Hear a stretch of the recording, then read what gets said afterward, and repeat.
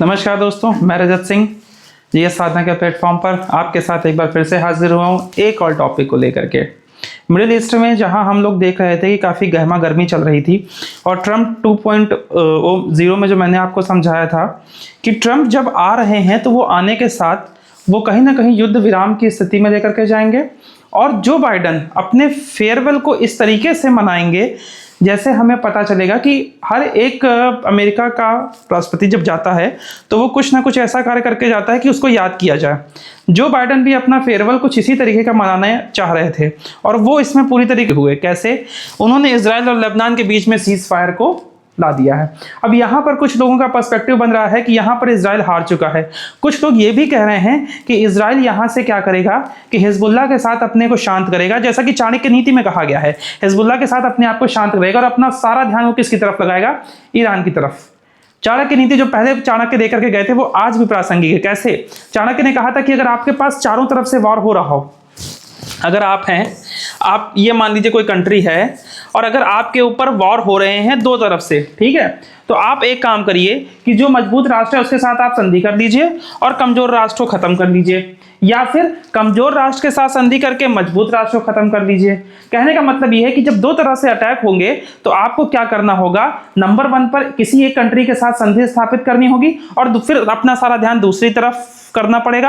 और जब दूसरी तरफ आप अपना पूरा ध्यान कर लेंगे, वहां से आप क्या करेंगे? शांति करेंगे।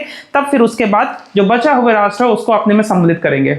ये चाणक्य नीति थी। तो वही चाणक्य नीति आज भी मिडिल ईस्ट में देखने को मिल रही है। मिडिल ईस्ट को मैं आपको स्पष्ट कर दूं कि एक्चुअली हमारे लिए जब हम बात करेंगे तो फिर जो यूरोप का जितना एरिया होगा इजराइल के आसपास का, उसको हम लोग मिडिल ईस्ट कहते हैं, ठीक है। और जो हम लोग उसको क्या कहते हैं? मिडिल ईस्ट कहते हैं, जितना यूरोपियन कंट्रीज है, ठीक है। तो उसको मैं स्पष्ट कर दूं। और फिर इजराइल और लेबनान के बीच में सीज फायर हुई है, जो कि बहुत बड़ी खबर निकल करके आ रही है। जहां पूरा विश्व इस समय जल रहा है, युद्ध में जल रहा है, वहीं पर इजराइल ने क्या किया है कि सीज फायर कर दिया है। तो कुछ लोग कह रहे थे कि इजराइल ने क्या किया है कि अपनी हार मान ली है, कुछ लोग कह रहे हैं हिजबुल्लाह जीत गया, कुछ लोग कह रहे हैं इजराइल का पूरा ध्यान, अपना सारा ध्यान, अपनी सारी ताकत ईरान की तरफ करेगा। सबके अलग अलग मत हैं। तो इन्हीं मतों को हम पढ़ेंगे, इन्हीं मतों को हम समझेंगे और हम ये देखेंगे कि इजराइल सीज फायर में क्या क्या चीजें हुई हैं। तो मैंने आपसे बताया कि इसमें पूरी तरीके से वेस्टर्न कंट्रीज का हाथ है और जो बाइडन अपना फेयरवेल बहुत अच्छे से और दुनिया उसे किस रूप में याद करे, इस चीज को स्पष्ट करते हुए अपनी विदाई ले रहे हैं। तो हम चलते हैं आगे बिल्कुल समय ना गवाते हुए। तो ये है हमारा इजराइल और ये है हमारा लेबनान, ठीक है।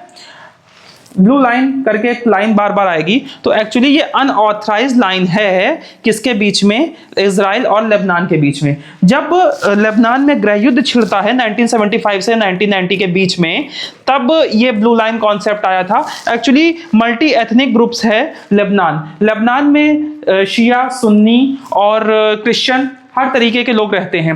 तो यहाँ पर क्या हुआ था कि इसी गृह युद्ध के बीच में इजराइल यहाँ के कुछ एरिया को ऑक्युपाई कर लेता है, ठीक है। जब इन एरिया को ऑक्युपाई कर लेता है इजराइल, तो फिर क्या होता है कि इसी के विरोध में हिजबुल्लाह का गठन होता है 1985 के आसपास। 1982 के आसपास इजराइल क्या करता है कि यहाँ के कई छोटे छोटे चीजों को क्या कर लेता है? ऑक्युपाई कर लेता है। और 85 में इसी चीज का विरोध करते हुए हिजबुल्लाह आते हैं और हिजबुल्लाह शिया संप्रदाय था, ईरान भी शिया संप्रदाय है। तो यहाँ से शिया के बीच में पैक्ट होता है और यहाँ से ये कहीं ना कहीं मैंने आपको बताया था कि कई ऐसे ईरान ऐसे खड़े कर देता है जो शियाओं को क्या करेगा?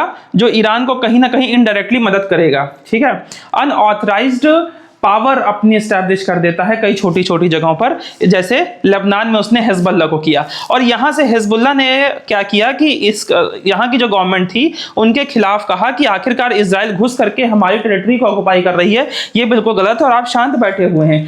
फिर इजराइल ने क्या किया? हिजबुल्लाह को आतंकवादी ग्रुप घोषित कर दिया, जिससे हिजबुल्लाह और भड़क उठा और इन दोनों के बीच में वॉर कभी शुरू होती रही, अप्स एंड डाउन्स हमेशा मिलते रहे, कभी वॉर चढ़ गई, कभी वॉर कम हो गई, ये हम लोगों को देखने को मिलता है। इसी क्रम में अभी जो वॉर सितंबर 2023 के आसपास से शुरू, जिसकी भूमिका बनती है और प्रारंभ भी हो जाती है, वो अब जाकर के वो वॉर कहीं ना कहीं सीज फायर हुआ है। लेकिन ये सीज फायर मैं ये भी नहीं कहूंगा कि सीज फायर पूरी तरीके से खत्म हो चुका है, क्योंकि सीज फायर तोड़े भी जाते हैं, होता है नहीं होता है, युद्ध आगे चलता है कि नहीं चलता है। लेकिन अभी फ्रांस, इमैनुअल मैक्रोन और जो बाइडेन के बीच में संधि होती है और इस युद्ध में सीज फायर की बातें निकल करके आ रही हैं। तो यहां पर ब्लू लाइन क्या है? यहां पर ब्लू लाइन एक अनऑथराइज्ड बॉर्डर लाइन है, किसके किसके बीच में? इजराइल और लेबनान के बीच में, ठीक है। और यहां पर ये है, ये रही एक रिवर, लिटानी रिवर, इसके बीच में भी बहुत बड़ा क्वेश्चंस आएंगे। अब यहां पर हुआ क्या है इसको देखिए, ये है लिटानी रिवर और यहां पर ये है इजराइल, ठीक है। इजराइल जो आर्मी थी उसने विड्रॉ कर दिया है, वो वापस क्या करेगी कि ब्लू लाइन को पार करके वापस चली जाएगी, ठीक है। और हिजबुल्लाह क्या करेंगे? हिजबुल्लाह ने जो यहां पर नॉर्थ लिटानी रिवर का एरिया था, यहां से हिजबुल्लाह अपने आप को क्या करेंगे? विड्रॉ कर लाएंगे, ठीक है, ठीक है। ये लिटानी रिवर और ये है आपकी ब्लू लाइन। ब्लू लाइन के पहले कौन आ गए? इजराइल। इजराइल ने अपने आप को ब्लू लाइन से पीछे खींच दिया और ये लिटानी रिवर है। लिटानी रिवर के बाद हिजबुल्लाह ने अपने आप को क्या कर दिया है? विड्रॉ कर दिया है, ठीक है, यहां से विड्रॉ कर लिया है अपने आप को। अब हम लोग चलते हैं आगे, हुआ क्या है। हम जानते हैं इजराइल और लेबनान के बीच संघर्ष की कई सारी वजह रही हैं। सबसे पहले हम वजह पे जाएंगे, फिर हम वजह से क्या सीज फायर हुआ है उस पे जाएंगे। तो हिजबुल्लाह और इजराइल के बीच विवाद कैसे हुआ? हिजबुल्लाह जो लेबनान का एक शिया मुस्लिम समूह है, इजराइल के खिलाफ संघर्ष करता है और हिजबुल्लाह को इजराइल द्वारा एक आतंकवादी संगठन माना जाता है, जैसा कि मैंने आपको बताया था। जबकि हिजबुल्लाह का कहना है कि वो इजराइल के खिलाफ संघर्ष इसलिए करता है क्योंकि इजराइल ने लेबनान के कुछ हिस्सों पर कब्जा कर लिया है, जैसा कि मैं आपसे बता चुका हूं। फिलिस्तीन शरणार्थी, अच्छा इसी बीच में क्या होता है कि पीएलओ भी चलता है, इसके बारे में हम बात करेंगे, ठीक है। फिलिस्तीन शरणार्थी जब बीच में मैंने आपसे बताया कि 1975 से 1990 के बीच में लेबनान में क्या होता है कि गृह युद्ध छिड़ जाता है। इसी गृह युद्ध में पीएलओ का एस्टेब्लिशमेंट होता है, ठीक है। फिलिस्तीन शरणार्थी और इजराइल का कब्जा, ठीक है। इजराइल और फिलिस्तीन के बीच संघर्ष का असर लेबनान पर भी पड़ा क्योंकि बहुत से फिलिस्तीन शरणार्थी लेबनान में रहते हैं, ठीक है। बहुत से, अब ये देखिएगा, बहुत से फिलिस्तीन के जो शरणार्थी होते हैं कहाँ रहते हैं? लेबनान में रहते हैं। इजराइल के कब्जे वाले क्षेत्रों और फिलिस्तीन अधिकारियों को लेकर के लेबनान में असंतोष है, जो समय समय पर संघर्ष का कारण बनता है, ठीक। सीमा विवाद क्या है? इजराइल और लेबनान के बीच सीमा पर विवाद है, विशेषकर शाबा फार्म्स के इलाके को लेकर के। यह क्षेत्र लेबनान और सीरिया के बीच की सीमा पर स्थित है, लेकिन इजराइल ने इसे 1967 के युद्ध में कब्जा कर लिया था और लेबनान इसे अपना मानता है और इजराइल इसे अपनी सीमा का हिस्सा मानता है। इसीलिए अपनी सीमा के हिस्से को लेकर भी इनमें आपस में क्या होता रहता है? विवाद होता रहता है। धार्मिक और जातीय तनाव कैसे? लेबनान में शिया, सुन्नी और ईसाई समुदायों के बीच धार्मिक और राजनीतिक तनाव भी इजराइल और लेबनान के बीच संघर्ष को बढ़ावा देते हैं। हिजबुल्लाह का समर्थन मुख्य रूप से शिया मुसलमानों से है, जबकि कुछ अन्य समुदायों का इजराइल के प्रति रुख क्या है? अलग है। अंतरराष्ट्रीय प्रभाव क्या पड़ता है? अंतरराष्ट्रीय प्रभाव में हम जानते हैं कि पश्चिमी देश पूरी तरीके से इजराइल की तरफ है और ईरान जैसी कंट्रीज जो है वो किसको है? शिया डोमिनेंट हिजबुल्लाह को सपोर्ट करती हैं। तो कहीं ना कहीं ये ईरान वर्सेस अमेरिका जैसी सिनेरियो भी, जियोपॉलिटिक्स भी देखने को मिलता है। इजराइल को पश्चिमी देशों खासतौर पर अमेरिका का समर्थन प्राप्त है, जबकि लेबनान को ईरान और सीरिया का समर्थन मिलता है। ये वैश्विक शक्तियां भी इस संघर्ष को प्रभावित करती हैं। इस तरीके से हमने इसके कारण को देख लिया है। अब हम ये देखेंगे कि वास्तव में हुआ क्या है। अमेरिका राष्ट्रपति जो बाइडेन को व्हाइट हाउस छोड़ने से पहले बड़ी कामयाबी मिली है। वो इजराइल और हिजबुल्लाह के बीच सीज फायर से जुड़ी डील कराने में कामयाब रहे हैं, ठीक है। इजराइल की सुरक्षा कैबिनेट ने मंगलवार देर रात युद्ध विराम को मंजूरी दी। 7 अक्टूबर को इजराइल और हमास का युद्ध शुरू हुआ। उसके बाद उत्तरी सीमा पर हिजबुल्लाह ने भी हमला करना शुरू किया था। पहले हिजबुल्लाह का एक अटैक होता है और फिर उसके बाद इजराइल भी रेप्लिकेशन में कई सारे अटैक करता है। इस डील के बाद इजराइल और हिजबुल्लाह के बीच लगभग 14 महीनों से चल रही लड़ाई खत्म हो जाएगी। यहां पर यह मैं आपको स्पष्ट कर दूंगा, ये गारंटी के साथ नहीं कहा जा सकता खत्म हो जाएगी।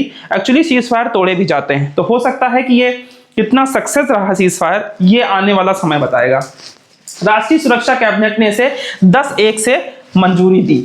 इसके कुछ मिनट बाद अमेरिका राष्ट्रपति जो बाइडेन ने घोषणा की कि युद्ध विराम इजराइल और लेबनान के समय के अनुसार सुबह 4 बजे लागू हो जाएगा। अगर हम भारत के समय की बात करें तो भारत के समय के मुताबिक 7:30 बजे यह सीज फायर क्या होगा? लागू हो जाएगा।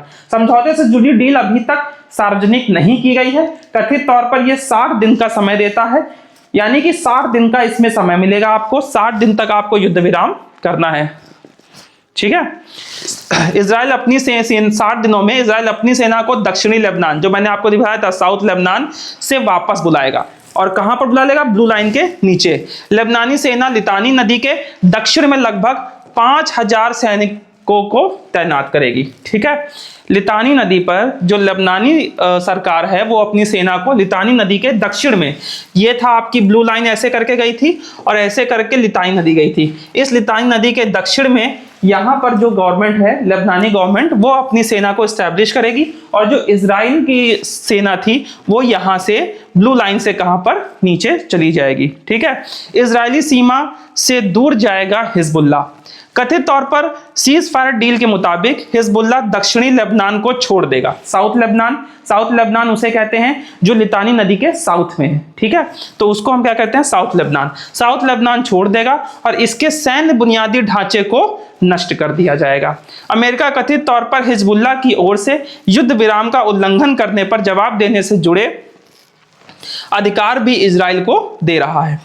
इजराइल ने यह कहा है, अमेरिका ने, जो बाइडेन ने यह कहा है कि भाई साहब आप सीज फायर करिए, है ना, आप अपनी तरफ से युद्ध विराम करिए, उसके बाद भी अगर ये नहीं मानते, अगर कोई भी अटैक होता है तो आप पूरी तरीके से फ्री हैं अटैक करने के लिए, आप फिर से अटैक कर दीजिएगा और उनको पूरी तरीके से खत्म कर दीजिएगा। लेकिन 60 दिनों के अंदर कथित तौर पर जो साउथ लेबनान है, साउथ लेबनान कहां पर है? लितानी नदी के नीचे। यहां पर क्या है? हिजबुल्लाह को छोड़ना है और यहां पर किसकी सेना आ जाएगी? लेबनानी गवर्नमेंट की। और जो इजरायली की सेना है वो जो आपकी ब्लू बॉर्डर है उससे नीचे उतर आएगी। ठीक है, तो इजरायली प्रधानमंत्री कार्यालय ने कहा कि इजराइल इस प्रक्रिया में अमेरिका के सहयोग की सराहना करता है और अपनी सुरक्षा के लिए किसी भी खतरे के खिलाफ कार्रवाई करने का अधिकार सुरक्षित रखता है। ठीक, लेकिन इसके अलावा भी ऐसा तो हुआ है, लेकिन जो बेंजामिन नेतन्याहू की विपक्षी सरकार है उनका कहना है कि वास्तव में हम नस्तो नाबूद क्यों नहीं कर देते हैं, हिजबुल्लाह को खत्म क्यों कर देते हैं? आखिरकार ये जो हमने अपना पैर पीछे किया है ये हमारी हार है।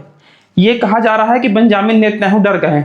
खैर, विपक्षी सरकार है, उनका अपना मत हो सकता है। जैसे हम लोगों का विपक्ष केवल एक लक्ष्य होता है, तत्कालिक सरकार को क्रिटिसाइज करना, हो सकता है ये भी उनका ही दृष्टिकोण हो। तो क्या है, क्या क्यों नहीं है, हम इस पर नहीं जाएंगे, हम बस इस समय इस पे बात कर रहे हैं कि हुआ क्या है। तो हिजबुल्लाह हिचक क्यों रहा है? हिजबुल्लाह ने कहा है कि वो युद्ध विराम प्रस्ताव को स्वीकार करता है, लेकिन आतंकवादी समूह के एक वरिष्ठ अधिकारी ने कहा है उन्हें अभी समझौते को अंतिम रूप में देखना बाकी है। यानी हिजबुल्लाह क्या कह रहा है कि हम युद्ध विराम तो चाहते हैं, लेकिन इस युद्ध विराम में किन किन पॉइंट्स पे बातें होंगी अभी उसको स्पष्ट करना बाकी है, उसको अंतिम रूप से देखना बाकी है। हिजबुल्लाह की राजनीतिक परिषद के उपाध्यक्ष महमूद कामती ने अल जजीरा को बताया, इजराइल सरकार द्वारा हस्ताक्षरित समझौते की समीक्षा करने के बाद हम देखेंगे, क्या देखेंगे, कि हमने जो कहा है और लेबनानी अधिकारियों द्वारा जिस पर सहमति बनी है यह उससे मेल खाता है कि नहीं। अर्थात इनकी भी कुछ मांगे थी, क्या उन मांगों को दृष्टिकोण रखा गया है हिजबुल्लाह की? अगर वो रखा गया है तब तो वो सीज फायर मानते हैं, उसको मानते हैं, वरना ये युद्ध क्या होगा, चलता जाएगा। उन्होंने कहा हम निश्चित रूप से युद्ध का अंत चाहते हैं, लेकिन राष्ट्र की संप्रभुता की कीमत पर बिल्कुल भी नहीं। अर्थात हम 1 इंच भी नहीं देंगे और क्या करेंगे, पूरा का पूरा हमें अपना लेबनान चाहिए, आप अपने में रहो, हम अपने में रहें। संप्रभुता के किसी भी उल्लंघन को स्वीकार नहीं किया जाएगा। यानी यहां पर जो हिजबुल्लाह है लेबनानी गवर्नमेंट से कह रही कि संप्रभुता को हम बिल्कुल भी उसमें किसी भी प्रकार का हम नहीं चाहते हैं कि हमारी संप्रभुता पर कोई चोट आए, इसीलिए हमें क्या चाहिए कि हमें पूरा का पूरा लेबनान चाहिए। ठीक है, और सबसे बड़ी बात, युद्ध विराम तो हुआ, लेकिन युद्ध विराम के साथ इसी समय कई सारे ताबड़तोड़ हमले भी होते हैं। काफी समय से ये शांत भी चल रहा था, हिजबुल्लाह और इजराइल के बीच में ये वार काफी समय तक शांत भी चल रही थी, लेकिन अचानक से यहाँ पर ताबड़तोड़ हमले होते हैं। फिर अमेरिका आता है, अमेरिका में जो बाइडेन अपनी फेयरवेल को मनवाने के लिए कहते थे कि ठीक है इजराइल सीज फायर कर रहा है, और इजराइल ने जो सीज फायर किया है उसको किस तरीके से लोग क्रिटिसाइज कर रहे हैं इसको मैं बता चुका हूं कि कुछ लोग कह रहे हैं कि इजराइल का ये हार है, इजराइल ने अपने पैर पीछे खींच लिए है, और कुछ लोग कह रहे हैं कि इजराइल ने बहुत अच्छा कदम उठाया है, हिजबुल्लाह को शांत करके अपना सारा सेंटर ईरान पर करेगा, ईरान को नेस्तनाबूद करने के बाद वो क्या करेगा कि मिडिल ईस्ट में शांति स्थापित करने की बात करेगा, क्योंकि इजराइल भी ये बात समझ रहा है कि ट्रंप आने वाले और ट्रंप युद्ध को पसंद नहीं करेंगे। तो क्यों ना क्यों इजराइल अपने जो जाता हुआ दोस्त है उसको खुश करे और जो बाइडेन की फेयरवेल को अच्छा बना दे। कहीं ना कहीं ये सारी चीजें उससे मिलती जुलती दिखाई दे रही हैं। युद्ध विराम से पहले के घंटों में इजराइल और हिजबुल्लाह दोनों के बीच लड़ाई जारी रही। मंगलवार को IDF ने कहा कि उसने बेरूत के दक्षिणी उपनगरों में 2 मिनट के भीतर 80 जगहों पर हवाई हमले किए। IDF ने कहा कि हमलों में जिन 7 इमारतों को निशाना बनाया गया वे हिजबुल्लाह के हथियार और धन भंडार गृह थे। आईडीएफ ने बताया कि अन्य 13 जगहों में हिजबुल्लाह हवाई सेना केंद्र, खुफिया प्रभाव कमांड रूम, हथियार डिपो और अन्य सैन्य बुनियादी ढांचे शामिल थे। ठीक है, इस तरीके से हमने देखा कि अभी सीज फायर हो गया, लेकिन सीज फायर का क्या एप्लीकेशन होगा, क्या ये सीज फायर आगे चलता है, क्या ये सीज फायर को मानते हैं। 60 दिनों का इनको समय मिलेगा, 60 दिन के समय में इनको ब्लू लाइन के नीचे जाना है इजराइल वाली सेना को, और जो हिजबुल्लाह है उनको साउथ लेबनान जो कि लेफ्टिन नदी के नीचे आता है उसको छोड़ देना है और वहां पर लेबनानी सेना आ जाएगी और दोनों के बीच में शांति स्थापित होगी। ठीक है, लेकिन ये शांति कब तक बरकरार रहेगी ये आने वाला समय बताएगा, और इसका रेप्लिकेशन क्या होगा ये भी आने वाला समय बताएगा। क्या यहां से इजराइल जो है वो अपना सारा ध्यान ईरान की तरफ करेगी या फिर ईरान में भी इसी प्रकार का शांति समझौता स्थापित करेगी, क्योंकि कहीं ना कहीं इजराइल इस बात को समझ रहा था कि पूरी वर्ल्ड जो थी इस प्रकार के युद्ध में जैसा इजराइल कर रहा है उसको पसंद नहीं कर रहा है। ब्रिक्स कंट्रीज ने भी कहा कि इजराइल का जो रेप्लिकेशन था वो बहुत ज्यादा था, तो कहीं ना कहीं इजराइल समझ रहा था कि सभी कंट्रीज मेरे खिलाफ हो रही हैं। और आजकल के वर्ल्ड ऑर्डर में, जियोपॉलिटिक्स में जब आप सबको नाराज कर देंगे तो आप सर्वाइव नहीं कर सकते हैं। जैसा सैंक्शन ईरान पर लगा हुआ है, कल को हो सकता है अमेरिका के ऊपर बाकी कंट्रीज प्रेशर बनाती है और इजराइल के ऊपर भी इसी प्रकार के सैंक्शन लग सकते थे। तो कहीं ना कहीं इजराइल के लिए जरूरत भी बन गई थी इस प्रकार के युद्धों का अंत करना। तो इजराइल ने सीज फायर अपने होशियारी का इस्तेमाल किया है सीज फायर करके, और सीज फायर करके उसने क्या किया है कि एक तरीके से शांति की शुरुआत की है। लेकिन ये शांति की शुरुआत क्या ईरान से भी होगी, ठीक है, ईरान के साथ होगी कि नहीं होगी, या ये बस केवल लेबनान के साथ हुई है कुछ समय के लिए जिससे कि उसको समय मिल जाए और वो सारा ध्यान ईरान की तरफ कर पाए। तो ये सारे प्रश्न इस सीज फायर ने उठा दिए हैं, तो इसको हम समझते हैं, देखेंगे आगे क्या होता है। लेकिन उसके पहले जाते जाते चैनल को लाइक, सब्सक्राइब, शेयर और कमेंट जरूर करिएगा, और इस वीडियो को अच्छे से देखिएगा। और हम 1 तारीख को आ रहे हैं, बिल्कुल मत भूलिएगा, हिस्ट्री की बहुत बड़ी क्लास लेकर के। Thank you very much.